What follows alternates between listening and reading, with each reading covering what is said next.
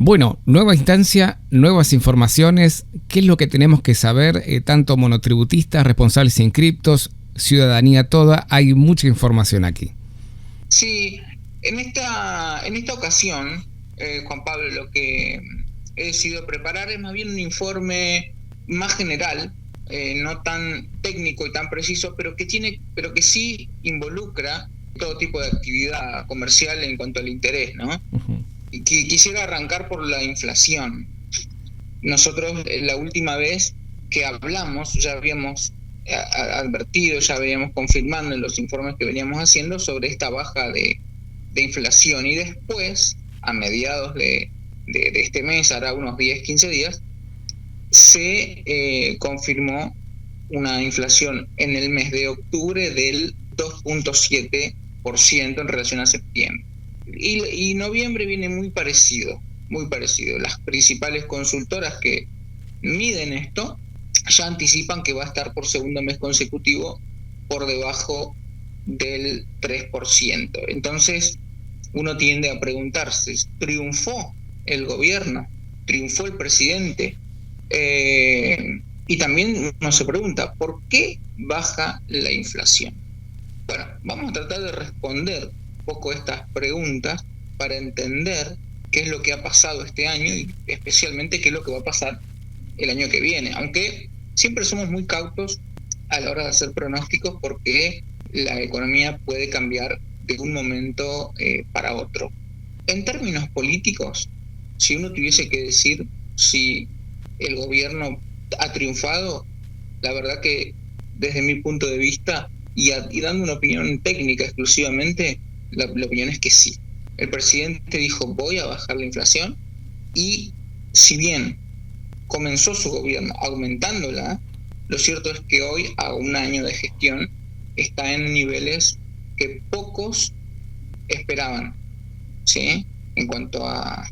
No solamente bajó en términos anuales, o sea, cuando uno analiza todo el año, sino que estar a un año de gobierno en una inflación de menos del 3% mensual, y uno no puede catalogarlo de otra forma que no sea un triunfo, ¿no? El presidente asumió y dijo, yo voy a bajar la inflación, y lo hizo. Ahora bien, cuando uno tiene que verlo en más detalle y comienza a indagar en las razones, cómo fue que se hizo, las consecuencias, bueno, ahí aparecen un poco las preguntas, ¿no? Las inquietudes, las dudas. ¿Se entiende hasta acá? Sí, técnicamente sí, es el logro obtenido por la presidencia de la nación. Mi consulta es, exacto, y la consulta de la comunidad siempre es, si baja la inflación, ¿el costo de vidas sigue aumentando, se pone en riesgo, queda latente? ¿Cómo afecta al mercado eso? Bueno, nosotros, al menos yo en este breve informe, dividí en 4 grandes razones por las que baja la inflación. Y esas 4 razones vamos a ver que tienen impacto en nuestra vida cotidiana, y el impacto no necesariamente es en una dirección, puede ser múltiple, y de hecho hay sectores que se afectan de una manera y sectores de otra. Por ejemplo, la primer gran pata que tiene este proceso desinflacionario es la fiscal. Sí. El equilibrio fiscal era imprescindible, es decir, lograr ordenar las cuentas públicas era imprescindible. Después uno discutiría, y ahí ya entra la política, a ver cómo se consigue. Pero me parece que uno de los grandes triunfos conceptuales que ha tenido esta gestión es la de, hoy por hoy casi nadie defiende el déficit fiscal como una cuestión per se. Uh-huh. Hoy por hoy creo que hay un consenso de que el equilibrio fiscal era imprescindible. Después, muy probablemente, ¿cuáles son uno de los pilares del déficit, del superávit fiscal, del equilibrio fiscal que el gobierno está teniendo? Es la obra pública. Y ahí es donde uno podría hacer uno de sus principales cuestionamientos. ¿Está bien que consigamos equilibrio fiscal a costa de no hacer obra pública? Porque la obra pública mejora la productividad, la obra pública es hacer infraestructura, genera empleo, genera actividad. Entonces, bueno, ahí vamos a ver qué pasa. Lo que pasó durante este año fue que la obra pública se paró completamente. Y eso le ayudó a lograr el equilibrio fiscal. Vamos a ver qué pasa a partir del año que viene. Es muy difícil que en un año electoral ese rubro esté paralizado, porque el gobierno, como todo gobierno, querrá ganar elecciones, y en los años electorales son años en donde se presta, ¿no?, para hacer más inversiones. Eso lo ve el presidente muy comprometido con el equilibrio fiscal, pero uno creería que, por lo menos en ese rubro que es tan dinamizador de la economía, debería aflojar. El segundo ítem en el que se basa este plan desinflacionario es el monetario. Es decir, para hacerlo lo más sencillo posible, y es que está muy relacionado con el primero. Al no haber déficit fiscal, no se necesita emitir. ¿Está bien? Sí, exacto. No se necesita emitir para cubrir ese déficit. Y eso genera, es una de las razones por las que la inflación está contenida. Todo es multicausal, no hay una de estas 4 causas que nosotros vamos a mencionar que explique en su totalidad, sino que justamente lo mencionamos como fenómenos que confluyen y que hacen a este proceso desinflacionario.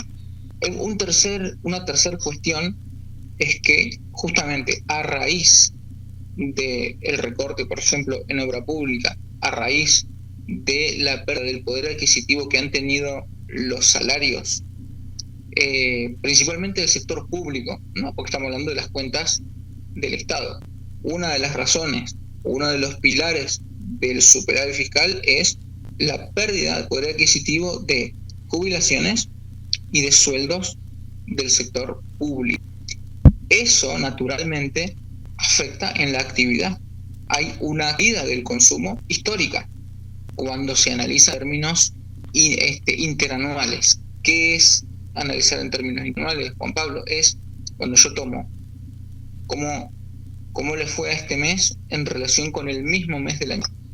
Entonces, están saliendo informes de ventas en supermercados, autoservicios y mayoristas, y los informes son todos ubicándonos muy, muy por debajo de lo que era el mismo periodo del año pasado. Es decir, esa menor actividad también es uno de los factores que explica la desaceleración inflacionaria, porque lógicamente que los precios tienden a bajar. ¿Está bien? Uh-huh. Sí, por supuesto. Y bueno, menos actividad naturalmente es más desempleo. Hay que ver la sociedad qué prefiere, ¿no? Si prefiere más desempleo a costa de tener la inflación baja, o si llega un momento en que el modelo no cierra, ¿no? Un antecedente, no sé si has escuchado que, ya sea para bien o para mal, este proceso con el proceso de la década del 90. Exacto. ¿No? Donde también había estabilidad, el famoso 1. Bueno, sin meterme a comparar o a establecer diferencias, lo que sí vamos a decir es que el presidente Carlos Menem reeligió en 1995 con un 18% de desempleo. Es decir, que buena parte del electorado puede acompañar un proyecto político que genere elevadas tasas de desempleo si a costa de baja la inflación. Vamos a ver qué pasa. Y el cuarto ítem, dijimos, fiscal, monetario, la actividad también ayuda a que la inflación esté a la baja, uh-huh. Aunque en sí es una mala noticia, es que haya menos actividad, pero yo lo presento como una causa que explica, ¿no? Y la otra gran razón por la que la inflación ha estado disminuyendo a lo largo del año es la cambiaria. ¿Qué es lo cambiario? Y es lo relacionado con el dólar, ¿sí? Es decir, en Argentina, no pasa en todos los países, pero en Argentina la inflación tiene mucha relación con el movimiento del dólar. Gracias a que mantienen el dólar quieto, es que la inflación se mantiene en niveles bajos. Estamos hablando de bajos en relación a lo que venía, ¿no? Claro. Porque aún en el mundo una tasa de 3% mensual es muy alta, pero cuando uno compara con lo que venía, bueno, es relativamente bajo. ¿Cómo logra o cuáles son las razones para esperanzarse en que el dólar siga bajo? Bueno, como cualquier mercado, el precio de un bien, en este caso el precio del dólar, va a depender de la oferta y de la demanda, ¿sí? Uh-huh. Por el lado de la oferta, la aparición de financiamiento del exterior es algo que, o un motivo de esperanza para el gobierno, ¿no? Hay negociaciones con el Fondo Monetario Internacional, con otras entidades también multilaterales de crédito, que con el financiamiento podrían dar más oxígeno al gobierno hasta que lleguen los dólares de las inversiones que están supuestamente comprometidas con el RIGI, ¿sí? El RIGI es este famoso régimen de incentivo a las grandes inversiones que salió hace un par de meses y que todavía no se ha materializado, pero hay varios proyectos de inversión en carpeta, y hasta que esas inversiones empiecen a llegar, podría pasar de acá 6 meses más. Y la pregunta es, ¿qué va a pasar en esos 6 meses? Porque nosotros tenemos vencimientos de deuda. Uh-huh. ¿Sí? Sí. Entonces, el financiamiento desde el exterior para renovar ese capital es algo que sirve. Otra de las cosas que ha ayudado en estos 3 meses a mantener el dólar quieto y la inflación a la baja es el blanqueo. El blanqueo es algo que nadie tenía previsto semejante nivel de éxito, ¿sí? Permitió una entrada de capitales récord y eso hizo posible que el gobierno pueda mantener el dólar quieto, porque hubo muchos dólares ingresando. Entonces, como hubo muchos dólares ingresando, no hubo escasez, y al no haber escasez no hay presión sobre el precio. Uh-huh. ¿Sí?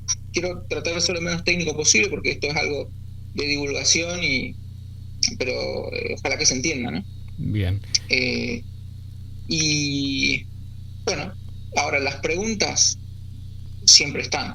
A pesar de todo lo que hemos dicho, las reservas netas son bajas. Y esto, a ver, una consulta, Pablo. El cepo al dólar, ¿no? Que lo vienen promoviendo, prolongando, está bien parte de esta retención, ¿no?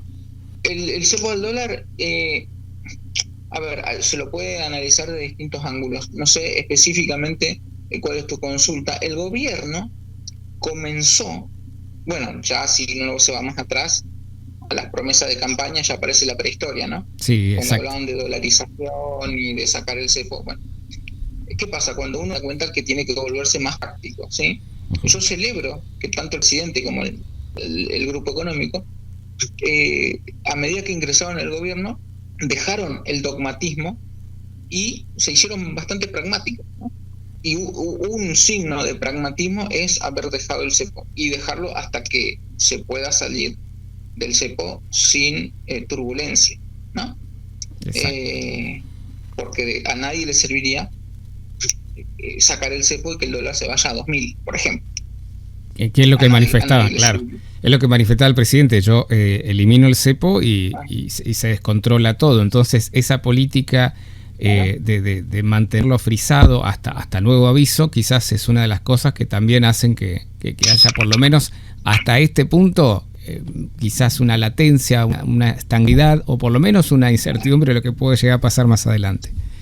Mira, yo te puedo decir cuándo lo van a levantar y al mismo tiempo no lo sé. ¿Cómo se resuelve eso? Lo van a levantar cuando ellos tengan la certeza no tiene nadie, pero cuando ellos crean realmente que una vez levantado el flujo de entrada supera al flujo de salida. ¿Se entiende? Sí. Entonces, cuando vos consideres que levantando el cepo van a entrar más dólares de los que se van a ir, ya sea por inversiones, por proyectos, como el que te dije del RIGI, por ejemplo, por préstamos, deuda, ¿no? Después, otro capítulo, analizar si la deuda es buena o mala, pero estrictamente cuando el flujo de dólares que ingresan al país sea mucho mayor que el que salgan, en un momento el gobierno podría levantar el cepo, porque significaría que vos levantás y el dólar no se te va a 2.000, con mucho se te va a 1.000 ¿entiendes? Sí, exacto. El gobierno no saca el cepo hoy en día porque considera, y yo coincido, que hoy, como todavía los grandes proyectos de inversión no están entrando, como el acuerdo con el Fondo Monetario Internacional todavía está en negociaciones, pero no está concreto. Entonces, si vos levantás hoy, tendrías una salida masiva. Esa salida masiva te traería escasez, y la escasez te subiría el precio. Y subir el precio del dólar es devaluación es inflación, y todo el despiole que se genera cuando pasa eso. Interminable. Entonces, claro. Entonces, por eso es que no lo van a sacar todavía. Así que bueno, vamos a ver para este año. Si uno tuviese que dividir en fases el gobierno, que también se van reinventando sobre la marcha, ¿no? La primera fase fueron los recortes para ir al equilibrio fiscal y reduciendo la emisión monetaria y esta dependencia del Banco Central, que el Banco Central ayude al Tesoro todo el tiempo emitiendo. Eso es la primera fase, recortar eso. La segunda etapa, que es la que estamos ahora, trata de recoger los frutos de esa estabilización con menos inflación. Ha vuelto el crédito, porque los bancos que antes le tenían que prestar al Estado, porque el Estado tenía déficit, ahora están prestando a los privados. Ha regresado las cuotas sin interés, y eso va a ayudar a la actividad, va a ayudar a generar un cierto rebote, aunque mínimo, en la actividad y en el empleo. Y bueno, y la fase 3, que eso es la que hablábamos recién, ya sería con una economía más normalizada, con los sectores energéticos produciendo a pleno,